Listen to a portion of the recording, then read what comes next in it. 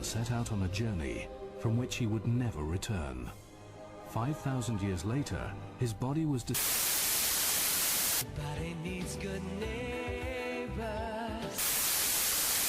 Understand that some people like to plan ahead. The Talk Ahead box includes a phone and 15 minutes of talk time each month, so you can... Well, I'm joined now by our reporter Michael Fisher, who is at the Tyrone County Hospital where the injured are being treated. Michael, do you have any further details on the number of casualties?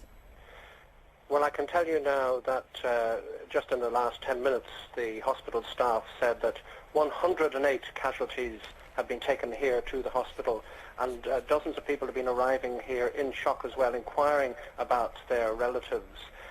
Now, 5 people died here in hospital, and some 44 were transferred to other hospitals in other parts of the north. 6 were taken by helicopter to Belfast and Derry. Those would be those who had more serious eye and hand injuries. But overall, the scene, just seeing the people coming out of the main entrance here, that people are just absolutely dazed, and obviously there's most noticeable the sense of shock, even among the chaplains from the various religions who've been offering comfort to some of the victims. They've been clearly shocked by the sights inside the wards, and the hospital staff have been describing some of the extent of the injuries involved. They've had to amputate limbs in some cases.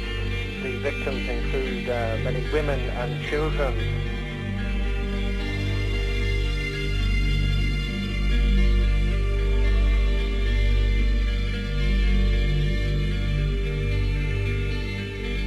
The angel looked upon and wept at the sight of the suffering of mankind in the hands of their own greed. The angel then wondered, why are they so imperfect when God makes them to be perfect? It makes my poor heart bleed. It was then that the angel began to question God's abilities. Are the human folk really perfect? Were they really created to be this way? Or is it just some facade on the part of God and therefore a lie? Or did God make a mistake somehow? If this is so, God also created the angels, then what about me?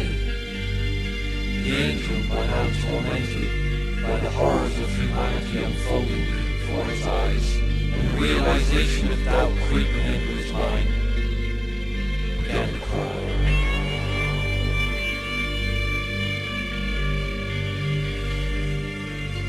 Deliberating between belief and common sense and logic, from the evidence now unfolding before his very own eyes.